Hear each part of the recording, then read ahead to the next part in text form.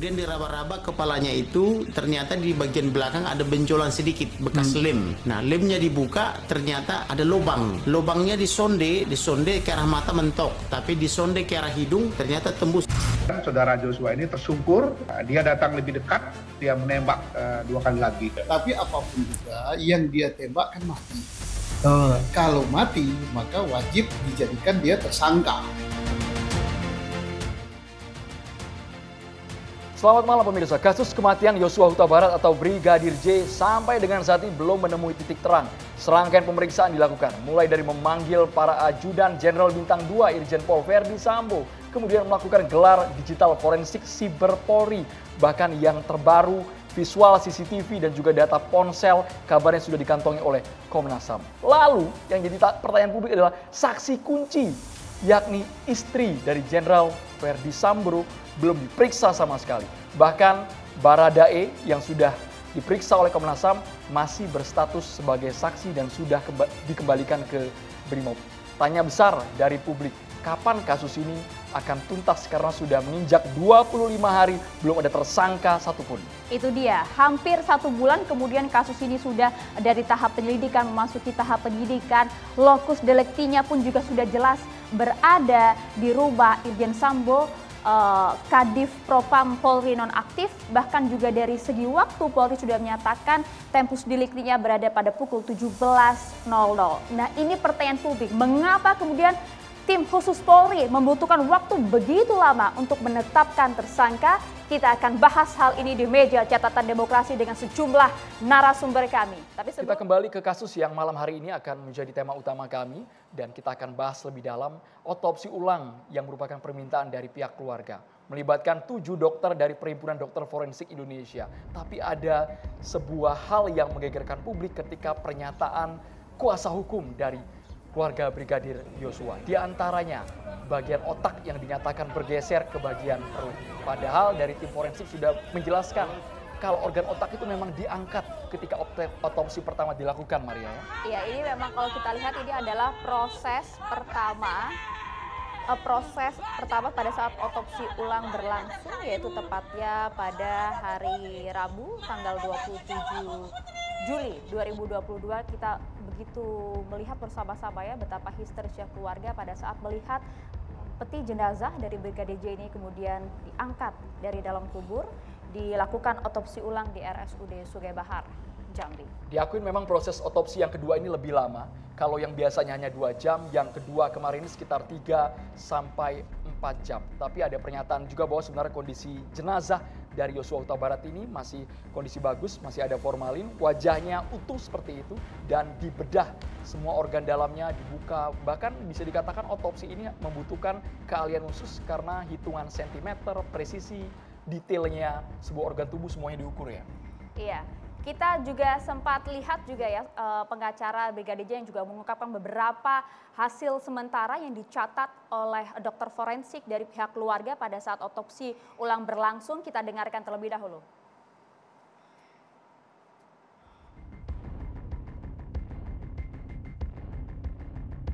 Yang lebih tragis lagi, otaknya almarhum Brigadir J pindah dari kepala ada di dalam bagian perut. Saya juga mempertanyakan mengenai peluru. Apakah sekarang Polri sudah punya peluru yang bisa mutar balik? Orang menembak dari depan kok pelurunya mutar balik karena kepala bagian belakang tembus ke hidung. Sejak kapan Polri punya peluru kendali? Itu harus dipahami juga gitu loh, ya. Kemarin ada juga publik yang bertanya, kenapa kuasa hukum sudah membocorkan hasil otopsi ulang ini? Padahal kan pihak berwenang yang seharusnya membuka itu di pengadilan belum buka suara sama sekali. Ternyata memang diperbolehkan. Bahkan Menko Polhukam mendorong agar kasus ini secara transparan masyarakat jadi jelas. Betul. Nah, kalau tadi sempat dipertanyakan juga bagaimana kemudian ada bekas tembakan dari arah belakang kepala, dan ini juga kemudian sempat dijawab juga oleh Ketua Komnas HAM Ahmad Taufan Damanik dalam pernyataan yang kita lihat berikut ini ya.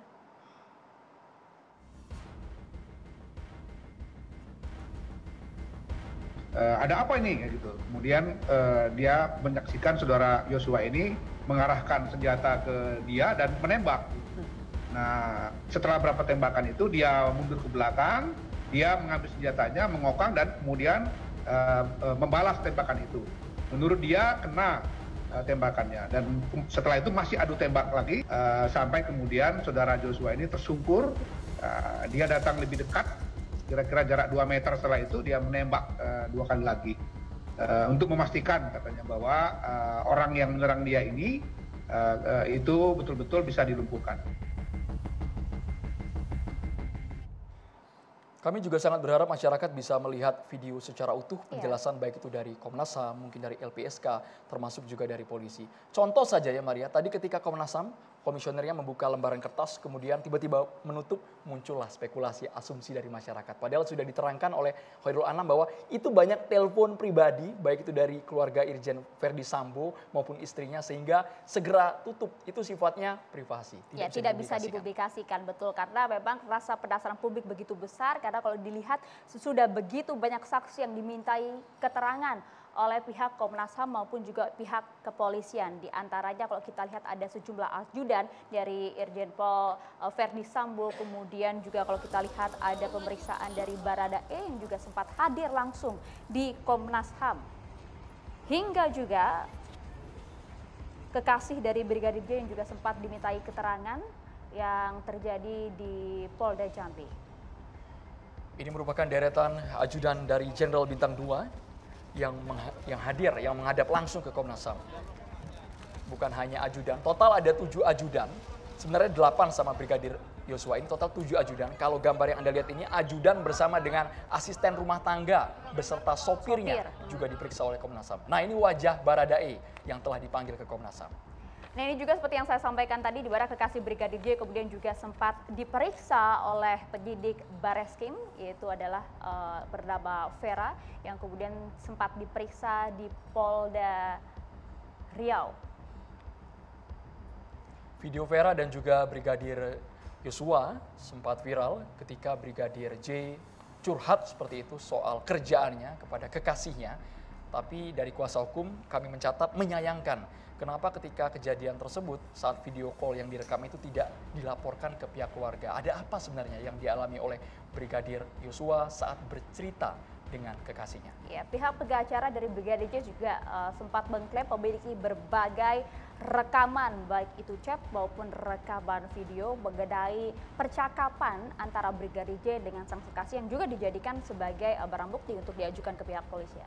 Ini merupakan kompilasi gambar ketika Irjen Verdi Sambo masih aktif karena beberapa kasus besar ia tangani. Anda ingat kasus kebakaran di Jaksa, Verdi Sambo juga turun kala itu. Bahkan ini video ketika bertemu dengan Kapolda Metro Jaya berpelukan. Kami kumpulkan gambar-gambar ini sebagai bagian dari dialog malam hari ini juga ya. Ya, langsung saja kalau begitu kita akan berdialog dengan sejumlah narasumber kami. Tapi kalau misalnya kita akan lihatkan, sebelumnya kita tampilkan terlebih dahulu ya. Ini ada beberapa cuplikan gambar yang kalau misalnya kita lihat juga ini adalah kasus penembakan Brigadir J yang juga sempat terjadi di rumah ini, yang juga beberapa kali kemudian juga dipertanyakan oleh publik mengapa kemudian pihak kepolisian, pihak Polri harus begitu lama menentukan status tersangka sementara sejumlah saksi sudah dimintai keterangan, bahkan otopsi juga sudah dilakukan sebanyak 2 kali. Ini ada pernyataan kuasa hukum dari Putri Chandrawati merasa geram kepada pihak yang mengklaim bicara fakta menyebut para komentator. Memang banyak juga yang menginginkan Polri segera bersuara, khususnya Irjen Verdi Sambo, karena yang dipertaruhkan kali ini merupakan Korps Bayangkara. Presiden sudah angkat suara. Kemudian Menko Polhukam juga mendorong kasus ini dibuka sejelas-jelasnya agar tidak ada lagi spekulasi liar yang beredar di masyarakat. Ya pemirsa, kita perkenalkan sejumlah narasumber kami sudah hadir di meja catatan demokrasi. Ada Bang Jansen Panjaitan, pengacara keluarga Brigadir Joshua. Selamat malam Bang Jansen. Malam Maria, malam Ando. Siap. Juga ada Bang Ahmad Yani, mantan anggota Komisi 3 DPR RI. Selamat malam. Ya, selamat malam. Assalamualaikum warahmatullahi wabarakatuh. Waalaikumsalam warahmatullahi wabarakatuh. Juga sudah ada Mas Reza Indragiri, ahli psikologi forensik. Malam Mas. Malam, assalamualaikum warahmatullahi wabarakatuh. Waalaikumsalam warahmatullahi wabarakatuh. Kami juga menghadirkan langsung Ketua Umum Komnas HAM, Bapak Ahmad Taufan Damanik. Assalamualaikum, selamat malam Pak Ahmad Taufan. Waalaikumsalam, selamat malam. Ketua, bukan Ketua Umum. Ketua ya Pak, ini di tengah pemeriksaan maraton Pak. Tadi pagi tadi siang Bapak masih berada di kantor dan malam hari ini hadir. Terima Ya, kasih banyak makasih, Bapak sudah makasih. di Catatan Demokrasi. Kemudian ada juga seksolog Mbak Zoya Amirin. Terima kasih banyak Mbak Zoya. Terima kasih, selamat malam. Selamat malam. Kami juga menghadirkan, ini mungkin untuk pertama kalinya, kuasa hukum dari Baradae. Sudah datang di Catatan Demokrasi, Bang Andreas Nahot Silitonga. Selamat malam Bang Andreas. Ya, selamat malam. Baik, kami langsung ke Bang Johnson Panjaitan. Bang, yang terbaru dulu. Kami dengar hari ini tim kuasa hukum dipanggil ke Baris Krim Polri. Apa keterangan yang diberikan di sana? Pemeriksaan soal apa ini Bang? Pertama ini dulu, karena ini catatan demokrasi, saya bawa catatan terus. Ya kan? Catatan beserta gambar atau Soal catatan apa saja itu, ini Bang? Bang? Ya, semuanya. Ini catatan pro justisia. Oke. Ah, ya kan, supaya jangan komentar-komentar. Ini catatan pro justisia, ini lengkap nih gambarnya apa segala macam. Nanti ya kan? boleh dibuka? Oh boleh, tapi yang nggak boleh, waktu itu nggak boleh dibuka Ya, kan gambar-gambar itu juga. ya kan. Beberapa catatan Ya. bisa nanti ditunjukkan ya, Ya, Bang ya. Oke. termasuk juga dokumen yang menjadi dasar, ya kan. Ini penting karena sejak awal kan kita nggak mau spekulasi, makanya lapor, dapat kuasa lapor, ya kan. Tempuh upaya, makanya hari ini kita diperiksa. Dan kebetulan pemeriksaannya masih juga berlangsung. Salah satu poin yang paling penting adalah data mengenai hasil 2 saksi yang telah disetujui berdasarkan kesepakatan tim, ya, untuk mewakili keluarga, melihat, menyaksikan, dan menulis serta mencatat seluruh proses otopsi yang dilakukan. Dan itu ya kita tahulah di balik orang ngomong-ngomong begitu kan, di sebelah saya ini kan ancaman, tinggal tunggu aja kapan kita salah, ya kan. Kalau nggak salah pakai hukum, kalau nggak ya ada kekuatan lain. Nanti saya jelaskan itu apa pertanyaannya, kenapa nih persoalan gampang jadi rumit nih. Nih di sini ada juga nih, ada SK-nya, ada apa ya. Nanti saya tunjukin. Jadi ayolah, saya bawa catatan pro justisia, ya kan. Nanti kita akan minta catatan pro konstitusional presiden bagaimana setelah pidato. Ya Apakah kan? hasil-hasil catatan Anda ini tadi juga dilaporkan ke Bareskrim pada pemeriksaan tadi? Oh iya, karena itu mungkin sampai pagi, karena harus detail. Ya, tadi kan baru pembukaannya otaknya nggak ada, ya kan? Ada yang lain juga yang nggak ada. Apa itu Bang? Kantong kemih, kemudian empedu, ya kan? Nah yang kayak begitu-begitu. Anda mengindikasi apa ini? Ya saya nggak mau berkesimpulan. Juga soal luka-luka, ya kan? Soal luka-luka bukan cuma soal tembak-menembak, ditembak dari belakang yang seperti katanya ada yang pintar ya. Tapi ada luka-luka yang misalnya luka di sini, ya kan? Itu di bagian kaki. Di kaki. Kemudian ada bolong di sini. Kalau yang sebelah kiri kan itu kemungkinan bekas apa formalin, ya kan, bekas formalin. Tapi ada juga yang ditembak dari sini, keluar dari sini yang diperiksa di sonde diperiksa. Ya itu bagaimana? Jadi kemudian yang ditembak di sini, kemudian jari-jari bagaimana, kan nggak ditembak, patah. Mic-nya sambil diarahkan ke mulut boleh Bang? Iya, Supaya patah. jelas. Mohon maaf. Patah. Dan saya kan pernah kasih lihat gambarnya. Ini saya bawa semua nih pro justisia nih. Ya. Tapi kan forensik punya penjelasan juga Bang, kenapa bisa otak bergeser ke perut, ternyata pada otopsi ulang yang pertama dipindahkan, karena kalau di kepala bisa ada rembesan. Kalau semuanya benar nggak perlu otopsi ulang, kalau semuanya benar. Ya kan? Ini karena nggak benar makanya ada otopsi ulang, dan setelah diotopsi ulang masih juga timbul masalah kan? Tapi kan otopsi pertama belum dibuka ke publik Bang. Nah ya itu kenapa?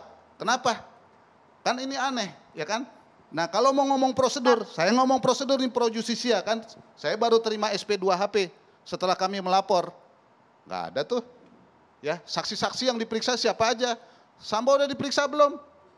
Ibu udah diperiksa belum? Kemudian itu yang diperiksa oleh Pak Taufan datang semua udah diperiksa pro justisia belum itu semua? Saksi kami sebagai pelapor korban semua sudah diperiksa, termasuk kami pada malam ini. Pro justisia. Ini perlu saya kemukakan. Kenapa? Begini. Ini kan ada 3 kasus secara hukum. 4 sama Komnas. 1, 2, 3 maksudnya yang pelecehan seksual, kemudian ancaman pembunuhan dan pembunuhan berencana, ujungnya pengadilan. Kalau Komnas HAM Karena menurut saya, analisa saya dari fakta-fakta ini kan bukan pelanggaran HAM berat, jadi nggak peradilan HAM. Jadi ujungnya adalah rekomendasi dan presiden. Ya, dan posisi hukumnya antara pro justisi yang kami lakukan dengan yang dilakukan oleh Komnas HAM berbeda. Kita periksa saksi apa segala macam ada prosedurnya itu. Barang bukti yang mau dijadiin bukti juga ada prosedurnya. Setelah itu disita resmi baru dimintain pendapat dari ahli, ya. Nah, kok udah begitu lama tersangkanya nggak ada? Jadi ini jadinya seolah-olah begini. Oh ya, Komnas HAM film India, Johnson Panjaitan dan teman-teman film Hollywood. Kalau begini nih skenarionya nih. Cukup transparan bahkan. Hah? Sejauh ini kan Komnas HAM bahkan sudah berupaya untuk cukup transparan membuka kasus ini. Iya bagus, transparan, semuanya aja transparan, ya. Tinggal kan kita lihat nanti ujungnya bagaimana. Drama Indianya bagaimana yang ada maksud Karena begini, pertanyaan saya nanti ke ujungnya di Komnas kan nggak mungkin. Pelanggaran HAM-nya nanti apa? Apakah penyiksaan yang menyebabkan harkat dan martabat manusia ini sampai hancur? Atau soal fairness? Atau soal prosedur? Atau soal apa? Atau soal pembunuhan extrajudicial killing? Oke, kalau gitu apa dong? Kalau ini jelas. Kan masih diinvestigasi Bang. Coba kita tanyakan saja kalau begitu Bang. Bang, sabar Bang. Coba kita tanyakan saja Bang. Betul, saya udah nggak mau tarik nafas lagi. Kenapa? Kok nggak ada perubahan ya? Saya udah mau pro konstitusional nih Presiden. Tapi Anda juga harus percaya Bang nih? sama lembaga Pak di luar Taufan, mungkin bisa kepolisian kembali Komnas HAM yang dijawab, juga Pak. menginvestigasi. Oh, saya mendukung Komnas HAM. Kita sama-sama penegak HAM dari awal Pak dan Taufan. tentu saya mendukung ya. Tentu saya mendukung. Saya tidak mau berpolemik, tapi saya harus jelaskan supaya ini semua on the track, semuanya secara jelas dan transparan. Mungkin kita bertabayun di sini Bang, kita dengarkan terlebih dahulu. Silakan Pak Taufan. Ya, terima kasih. Kalau Bung Johnson, saya teman lama sama PBHI, paham lah. Itu jadi gini, benar bahwa memang tugas fungsi Komnas HAM itu ada dua sebetulnya. Banyak orang nggak paham dalam berbagai kasus. Pertama, sesuai dengan Undang-Undang 39 tahun 1999, kita memang bisa melakukan penyelidikan dan pemantauan untuk menemukan apakah ada dugaan pelanggaran hak asasi manusia. Tapi bukan seperti Undang-Undang 26 ya, itu nanti HAM berat ke Jaksa Agung. Ini tidak. Dia rekomendasinya memang ke Presiden. Nanti selain itu tentu saja bisa ke polisi langsung, dalam hal ini penyidik. Itu nanti hubungan relasi yang jelas antara Komnas dengan tim sus itu ketika kita kasih rekomendasi. Ini kita sebut sebagai apa. Apakah berpengaruh besar terhadap hasil maksudnya Bang Jansen seperti itu? Oh iya, apalagi kan tadi dikatakan ya bahwa Presiden itu sangat peduli. Kami juga mendapatkan sinyal itu dikomunikasi beberapa kali ya untuk serius. Karena Presiden sangat serius itu. Jadi kami sangat menghormati tentu saja selain memang itu mandat. Dan kedua tadi adalah peran kami untuk melakukan pengawasan eksternal. Bahkan itu diikat oleh MOU, ada MOU Komnas HAM dengan Kapolri. Saya tanda tangan tuh dengan Pak Listio. Dan sebelum-sebelumnya juga Kapolri yang lalu juga begitu. Jadi memang ada fungsi pengawasan. Apakah misalnya dalam proses penegakan hukum ini benar-benar bekerja dengan fairness, dengan prinsip-prinsip hukumnya yang dikatakan tadi oleh Bung Johnson. Itu benar, memang seperti itu. Nah tapi saya bilang begini, di luar ini kan terlalu banyak spekulasi. Itu yang kadang-kadang bagi kami agak sulit. Saya mengajak banyak pihak untuk ayolah kita fokus pada dua saja. Yang pertama ya, ini soal hasil otopsi. Sebetulnya ketika proses otopsi pertama diberikan pada kami sudah mempelajari. Ya, ahli independen kami sudah kami minta untuk menilai. Tapi belum sempat itu lakukan, kan diputuskan untuk otopsi ulang. Ya. Maka kita kita sepakat semua dah. Tunggu saja otopsi ulang itu. Itu akan menjawab hal apakah kematian saudara Joshua itu semata-mata disebabkan oleh tembakan saja atau ada unsur lain, kan itu. Itu yang mau dijawab. Ya. Kalau misalnya dia hanya semata tembakan, maka yang diusut adalah uji balistik untuk menguji pelurunya jenis apa, dari senjata apa, siapa yang melakukan itu. Kalau dia ternyata ada unsur kekerasan, maka kemungkinannya tidak satu orang kan, siapa lagi itu. Nah yang kedua, ini kan orang tanya, kenapa kok digambarkan oleh Komnas HAM kronologi CCTV itu? Untuk melihat bahwa semua ini spekulasi yang sebelumnya mungkin di Magelang, mungkin di sini tuh itu sudah terbantahkan dengan CCTV ini. Sampai jam 16.31 beliau masih ditelepon. Walaupun dibantah oleh temannya Bung Johnson ini, saya bawa ini buktinya. Omongannya Ramos Huta Barat ini, 16.43 menurut mereka. Sebetulnya 16.31. Kita nggak mau berdebat itu, tapi ingin menyampaikan bahwa sampai mereka dari Magelang ke rumah pribadi, sekali lagi rumah pribadi, jangan diartikan 16.31. Masih ada komunikasi dia dengan Pera gitu. Singkat itu. Kemudian dari situ sekitar jam berapa? Jam 17 berapa gitu ya. Karena kan harus dikalibrasi lagi nih soal timeline ya. Kalau sequence sudah jelas, timeline. Nah, mereka itu bergerak gitu. Sementara setelah itu Pak Sambo juga bergerak. Jadi tidak sama. Kedatangan juga sama. Kami sudah verifikasi. Pak Sambo itu tanggal 7 dari Yogyakarta dengan pesawat. Buktinya ada gitu. Jadi, nah ketika bilang itu bukan membela Pak Sambo, bukan, untuk menerangkan semua ini, membuat terang. Yang kemudian menjadi gelap itu ketika di rumah dinas ini, Jalan Duren 3 ya, itu katakan tidak ada CCTV. Jadi langkah kita berikutnya adalah menguji apa betul tidak ada CCTV. Kalau misalnya CCTV-nya rusak, kenapa rusak? Sengaja dirusak atau karena rusak secara alami misalnya kan, itu kan harus diuji. Apa yang tersisa lagi di CCTV itu yang jelas. Nah kalau sementara ini karena CCTV-nya tidak bisa didapatkan gambar apapun, maka semata-mata penjelasan mengenai dugaan-dugaan, misalnya pelecehan seksual. Saudara Joshua kan adanya di luar pintu waktu itu, di luar pintu kamar. Ketika peristiwa dia tembak-menembak dengan Baradae. Ini keterangan Baradae ya. Nah artinya dia juga sudah meninggal dunia. Bagaimana memberikan kesaksian? Nggak mungkin. Baradae dia hanya mendengar ada jeritan menurut dia. Kemudian terjadi tembak-menembak. Dia kan nggak melihat peristiwa. Ricky satu lagi tidak melihat peristiwa. Hanya mendengar jeritan dia keluar dari Pak situ. Taufan, konstruksi peristiwa dari Komnas HAM ini mungkin tidak segera dibuka ke publik. Karena kan data sudah saya visual jelaskan, ya. ponsel yang kemarin kan masih teknis Pak. Nah, yang di data media. Sesaat ponsel. lagi Pak Taufan. Betul. Kita harus jeda terlebih Oke. dahulu. Hanya di Catatan Demokrasi pemirsa, tetaplah bersama kami.